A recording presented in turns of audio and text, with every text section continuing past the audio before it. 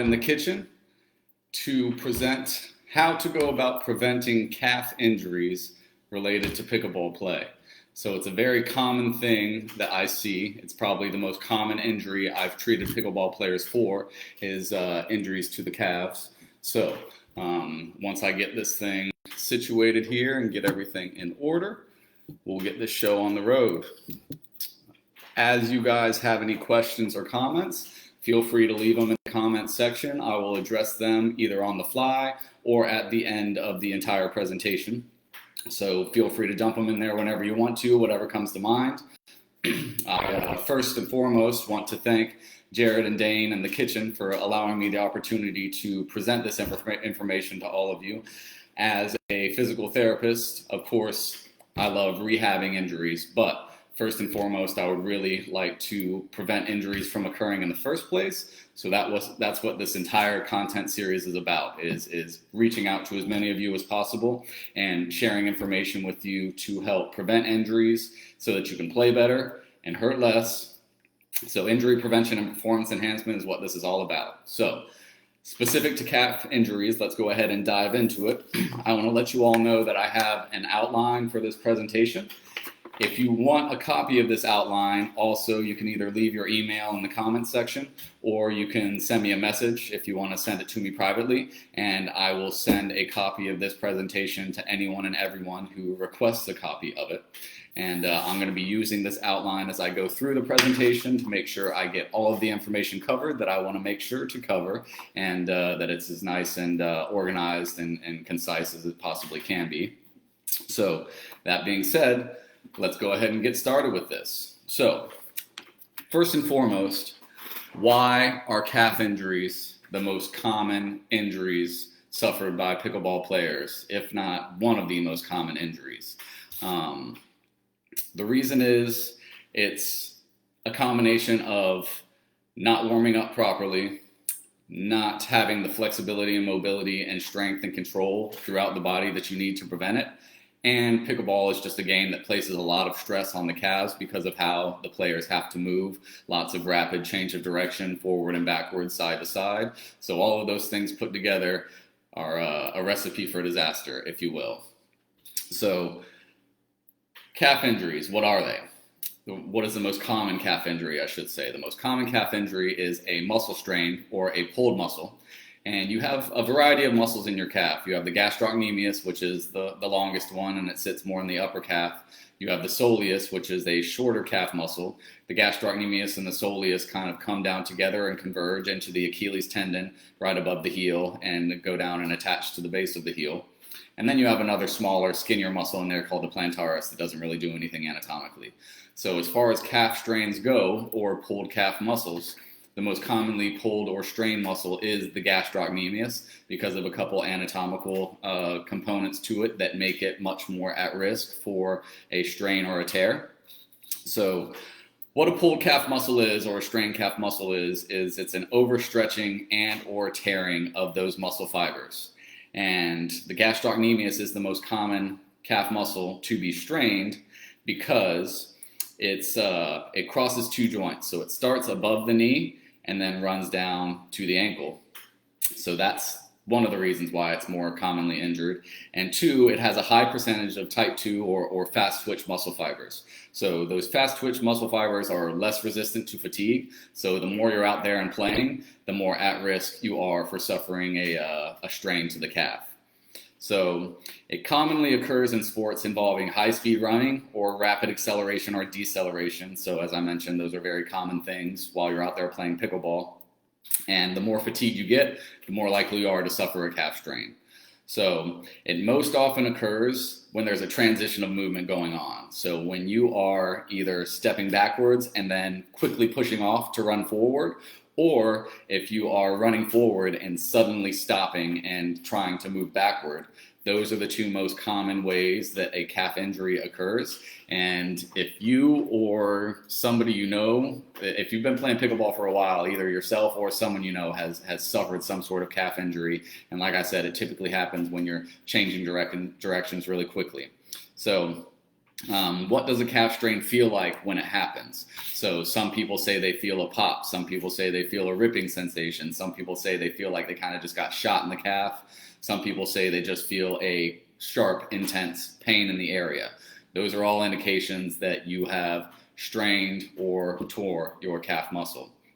So it's a sudden pain accompanied by inability to put weight through it depending on the severity of the strain, as well as there can be swelling, there can be discoloration, also bruising either in the area that the tear occurred or kind of lower down in the leg or in different spots. The bruising kind of varies from person to person.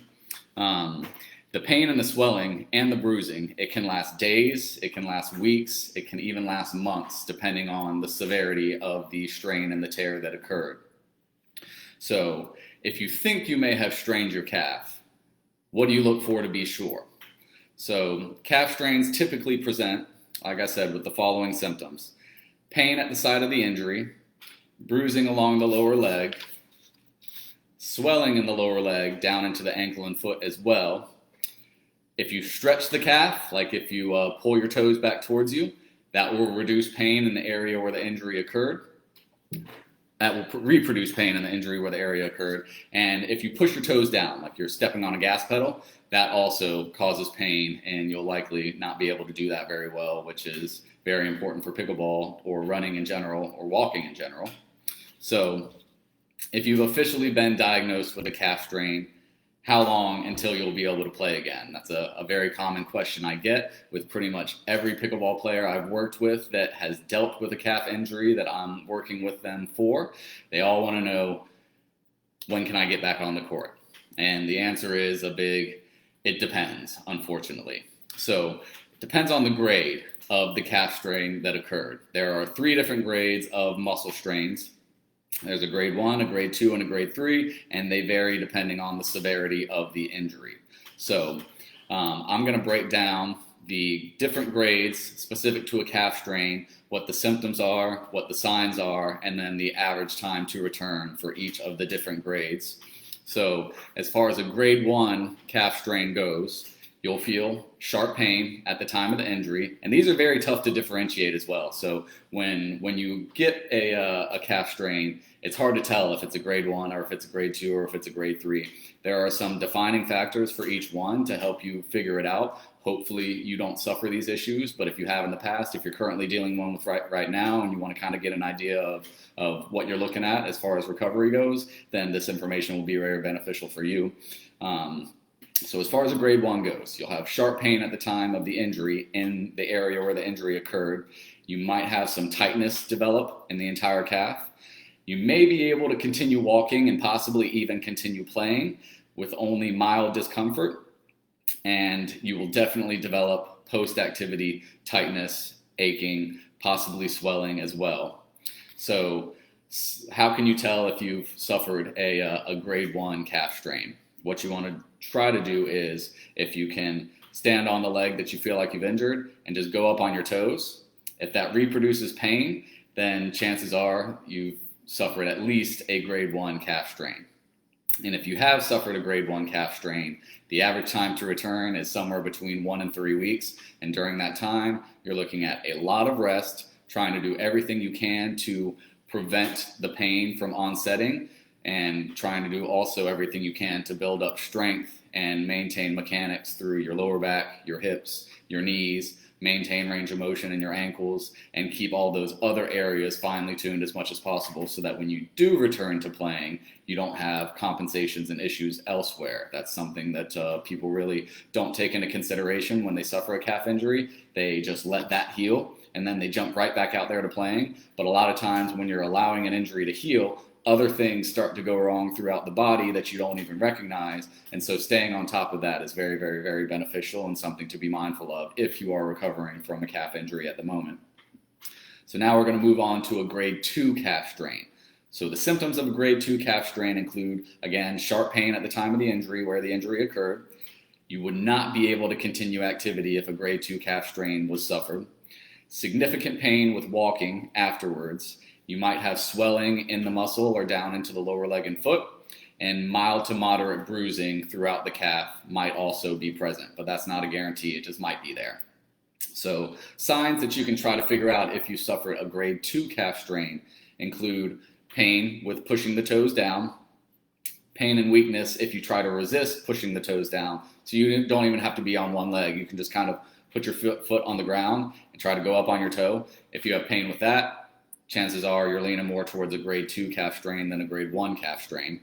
And if you are unable to pull your toes back towards you, which is called dorsiflexion of the foot, if you're unable to pull those toes back, chances are you're closer to that grade 2 calf strain range. And the average time for return to play after a grade 2 calf strain, you're looking at 3 to 6 weeks instead of the 1 to 3 weeks with the grade 1. So double the time frame. It's a lot more daunting to think about, but that's the reality of the situation once it occurs. And now moving on to the grade 3 calf strain. And this is more along the lines of a complete rupture or a almost complete rupture of the tissue. So severe and immediate pain again in the calf. You're unable to continue activity similar to grade 2. And you may present with considerable bruising and swelling within minutes to hours of the injury occurring. And the sign that you have suffered a grade 3 calf strain would be complete inability to contract the calf muscle or push your toes downward.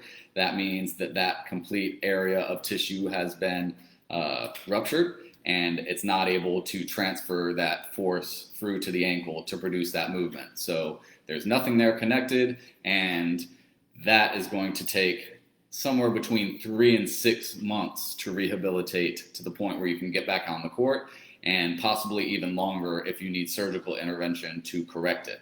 So by far and away the worst one. You definitely do not want to suffer any of these, but if you can avoid it by implementing the strategies that I'm going to go over with you here soon, then it would be very, very, very beneficial for you to take the time to do what I'm going to go over here in a little bit. Like I said, chances are if you've been playing pickleball for a while, you know someone that has suffered a calf injury and has been out for weeks to months, or you yourself has suffered a calf injury.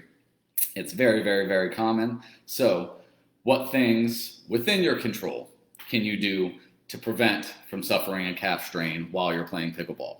That's what we're going to go about next. So the things you can work on are any sort of physical deficits in the following areas. So tissue mobility and flexibility in the calf muscles, the gastrocnemius and the soleus, as well as the hamstrings and the hip flexors. So if you maintain tissue mobility in those areas, you're going to be at a less likelihood of suffering a calf strain. The hip flexors, people probably think, why do I need to maintain flexibility in my hip flexors to prevent a calf strain?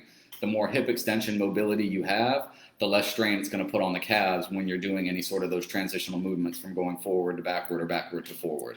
The hamstrings connect by the calves down behind the knee. So if they're tight, it's going to generate inflammation, which could cause the calf muscles to tighten up as well, making you at a greater risk for suffering a calf strain also. So hamstring flexibility, hip flexor flexibility, and the 2 calf muscles, making sure they stay stretched out on a regular basis. That's step 1 as far as things within your control. Step 2, as far as things within your control, is strength. Where do you want to be strong in order to prevent a calf strain from occurring?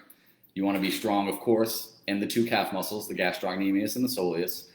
And these are a bunch of different muscles that if you ask for the outline, you can look them up and find out how to strengthen them. Or you can stay tuned and I will go over a bunch of different videos on my Pickleball PT page specific to each of these muscle groups and how to go about strengthening them the best way in different tiers of difficulty. So that's something you can look forward to on the Pickleball PT page. But right now, I'm just going to list a bunch of different muscle names. If you feel like writing them down, feel free. Or, like I said, request the outline and I'll send it to you. So, the calf muscles, the gastrocnemius, the soleus. The tibialis posterior muscle. The tibialis anterior muscle. The peroneals, the hamstrings, the quadriceps, the gluteus medius, the gluteus maximus, and the core. Now, that's a lot of muscles, but your entire lower body works together. When one muscle group isn't functioning optimally, it puts more stress and strain on others. Your chances for compensations increase, and your chance for injury as a result of those compensations also increases. So there's a lot of work that needs to be done. These professional pickleball players are not just sitting around not doing anything. I saw Callie Smith post something earlier here that she's already working, getting ready for the next tournament, and she's looking like she's working hard. That's something that if you really want to compete at a high level, or you want to be able to compete regularly without a risk of injury, then the work off the court is going to be something you need to put in as well. So that's number 2 of things within your control. Number 3, joint mobility. Joint mobility through the ankles as well as joint mobility through the hips. So if your joints are stiff, your muscles aren't going to be able to move well either, and it's going to put strain on them. So making sure you have mobility through your ankle joints, particularly into dorsiflexion or being able to pull your toes up towards you, that helps keep the calf muscles from getting pulled too much. And joint mobility in the hips, particularly into hip extension, as I mentioned before, you need that hip extension mobility in order to limit the strain on the calf whenever you are changing directions from moving backward to moving forward, which is when these calf strains occur the most. Again, follow my Pickleball PT page, and I will go over videos in the near future about how to improve joint mobility through the ankles and the hips, as well as throughout the rest of your body. The next thing is active control, which, what is that? That's the body's ability to engage and activate appropriate muscles at the appropriate times to get whatever job it's trying to do done the right way. So throughout both legs, you want to maintain that active control, and this is a totally different subset of training in general, on top of strength, on top of flexibility, on top of range of motion. Active control is something that is very, very, very important. And again, I will share tons of information in the future about how to build this up throughout your body, but just for the purpose of this presentation, that's another segment of something within your control that you can improve to prevent calf strains. Next thing, dynamic balance and proprioception. So dynamic balance is your body's ability to stabilize and control itself when you're moving. So it's one thing to be able to stand on one leg and not lose your balance. It's another thing to be able to hop, jump, lunge, reach, squat, all those sort of things while the play is going on, and be able to keep your balance and have everything move the way that it should. And the proprioception is your body's ability to tell how it's moving in space and coordinate all of those movements as efficiently and effectively as possible to minimize the amount of energy you're expending and improve the quality of the movements that you're making. So again, throughout both legs, improving that dynamic balance and that proprioception, very, very, very important.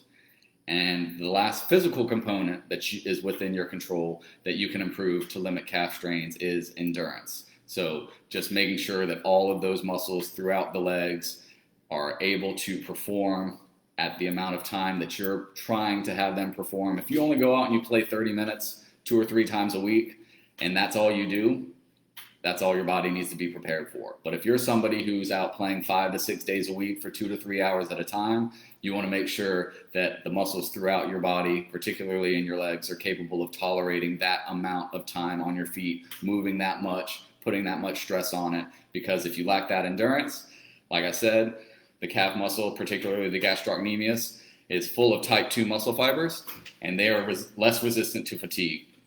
So if they're fatigued and you're playing your 9th, 10th, 12th, 15th game sometimes, and you make a play that you make all the time, but that calf muscle is tightened up because of that lack of endurance, again, your risk of injuring it and straining it is that much higher. So another thing you want to be aware of.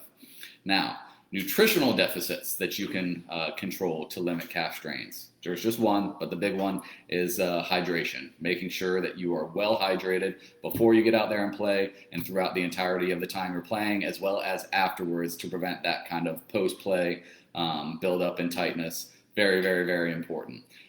8 to 10 ounces within an hour before you play, and then 10 to 16 ounces or so every hour that you're out there playing, and then again, stay well hydrated after you're done playing, particularly if you're playing in a tournament or something and you're playing multiple games throughout the entirety of an entire day or weekend. Hydration is key, and maintaining that tissue mobility is also a huge thing. That's where foam rollers and things like that come in handy to keep the calves rolled out in between games and in between and throughout the tournament weekends. So the other thing that you can really control to prevent calf injuries from occurring are proper warm-up habits. I talked about this in the last Play Better and Hurt Less installment about the importance of an active warm-up before you play, but I'll say it again here. I hear it too often, people getting out to the court and saying, hey, you want to just have a warm-up game.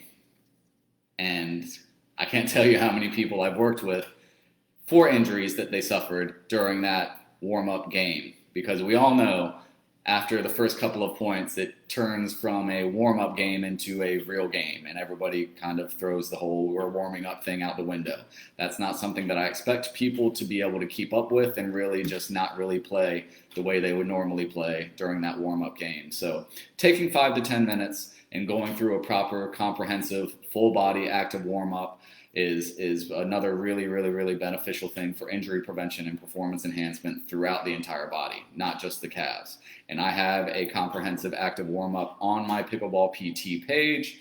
It should take about 5 to 10 minutes. Like I said, I have every item of it listed, how to do it. There's video demonstration of it all. I strongly recommend you taking a look at that and implementing a few or all of those things into your warm-up before you play. It makes a big difference for me. It's made a big difference for everybody I've given it to. I get a lot of good reviews and feedback about it, and the reason is I kind of did a lot of research and put a lot of time into selecting those particular components of the active warm-up, and I explain all of that in the video as well. So improving the physical deficits in your body that I mentioned, maintaining hydration, and warming up properly. Those are the things within your control that you can do to prevent calf strains while you're out there playing, especially if you're playing often and one of those players that plays 5 to 7 days a week.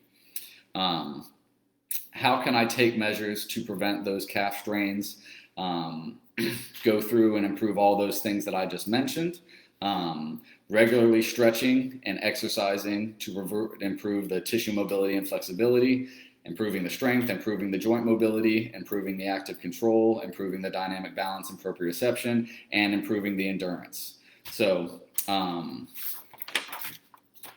like I said, I've got a lot of information already as far as how to properly stretch the calf muscles, the hamstrings, the hip flexors, other hip muscles, the quads, upper body as well. All of the stretching stuff is already on my Pickleball PT page for improving flexibility and joint mobility throughout the body.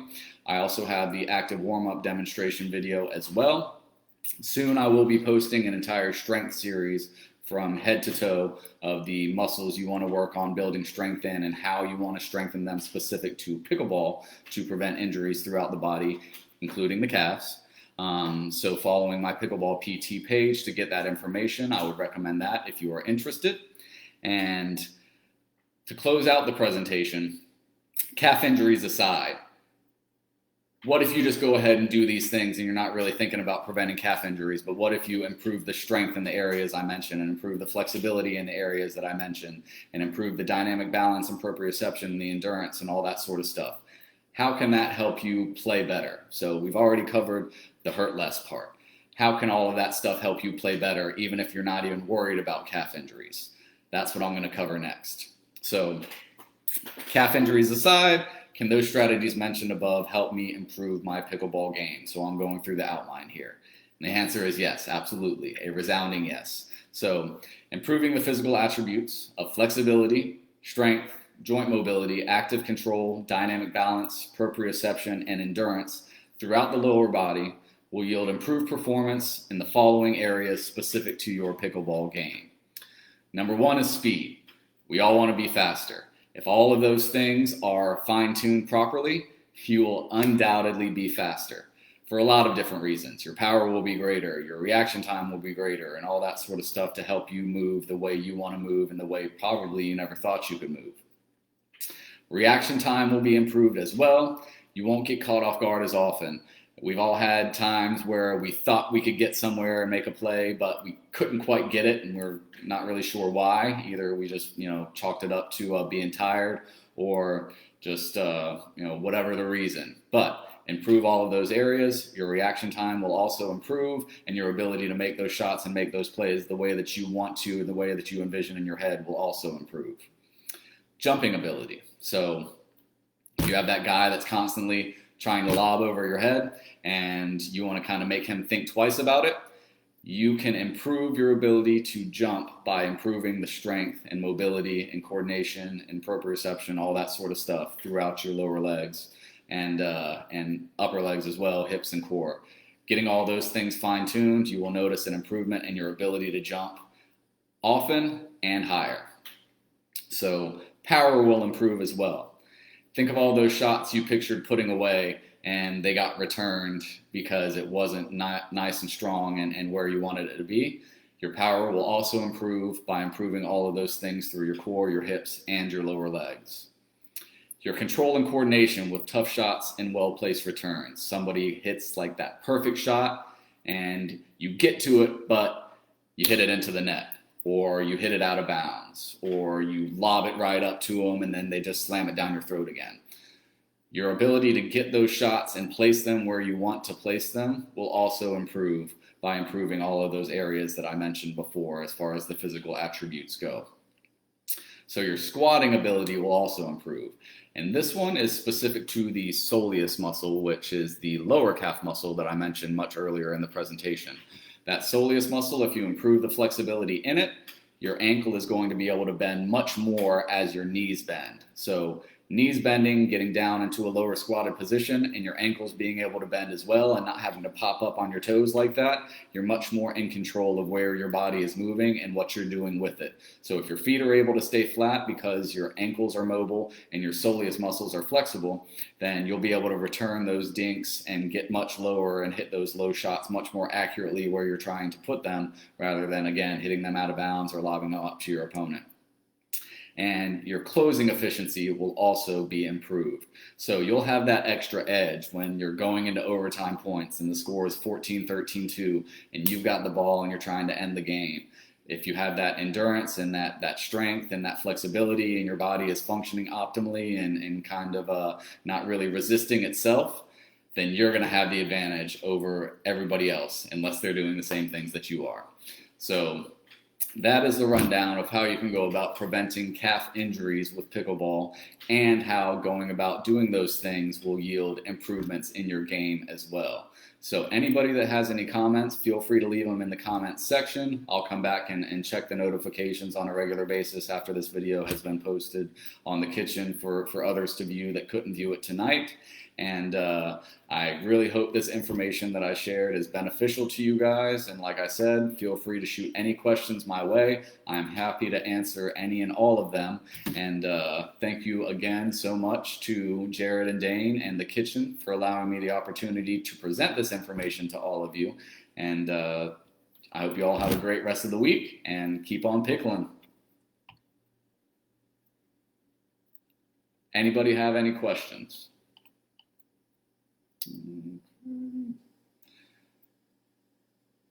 I'll go about 10 or 15 more seconds.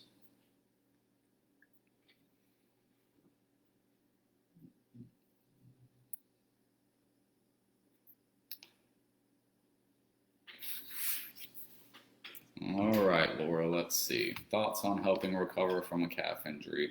I'm doing a lot, but would like to hear more. Okay, well, how far along are you?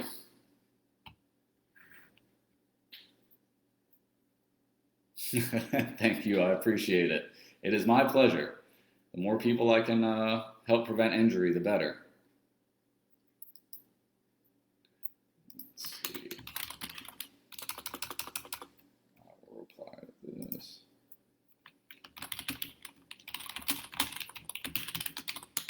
All right. Well, I'll go ahead and answer the questions privately. I won't keep the video going. But again, thank you, The Kitchen, so much. And I'm looking forward to the next one where we'll be covering something else to help you pickleball players play better and hurt less. Have a great night, everybody.